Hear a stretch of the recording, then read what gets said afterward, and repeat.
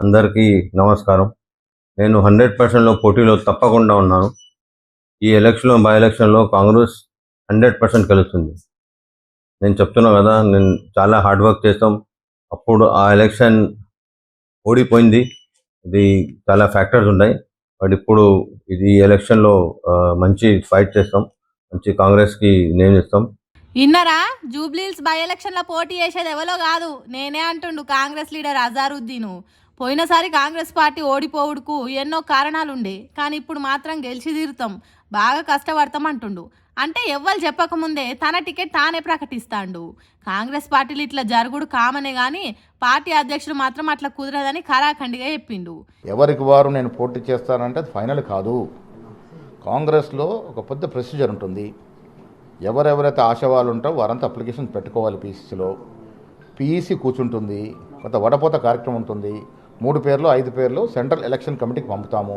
అక్కడ వడపోత తర్వాత సిడబ్ల్యూసీ ఫైనల్గా అభ్యర్థి ప్రకటిస్తుంది. అప్పటి వరకు ఎవరెన్ని మాట్లాడుకున్నా, ఎవరు ఎక్కడ క్లెయిమ్ చేసుకున్నా అది అధికారికం కాదు.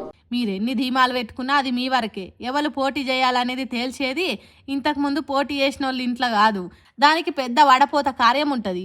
ఇక్కడ నుంచి ఢిల్లీ దాకా పోవాలి, పేర్లు వాళ్ళు డిసైడ్ చేస్తే తప్ప ఎవరెన్ని మొత్తుకున్నా అన్ని ఉత్తమాటలే అన్నట్టు చెప్పిండు మహేష్ కుమార్ గౌడ్. మరి అజారుద్దీన్ ఏమో అధిష్టానం కరుణ కటాక్షాలు నాకే ఉన్నాయి అంటుండు.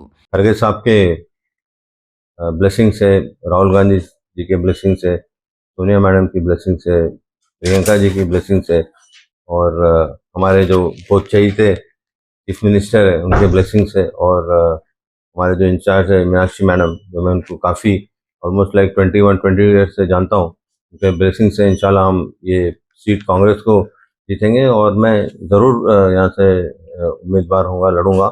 और सब लोग तो बहुत कह रहे हैं कि मेन स्पेकुलेशन तो होते रहते हैं, लेकिन मैं यहाँ से ज़रूर लड़ूंगा.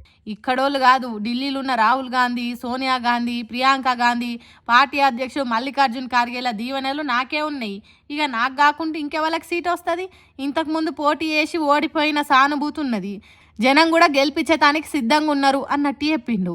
మరి చూడాలి సీటు ఎవరికి వస్తుంది, ఢిల్లీ పెద్దల దీవెనలు ఎవలకుంటాయి, మహేష్ కుమార్ గౌడ్ మాట చెల్లుతుందా, అజారుద్దీన్ పట్టిన పంతం గెలుస్తుందా, ఆఖరికి ఎన్నికలలో కాంగ్రెస్ పార్టీ గెలుస్తుందా అనేది ముందే తెలుస్తుంది. ఇక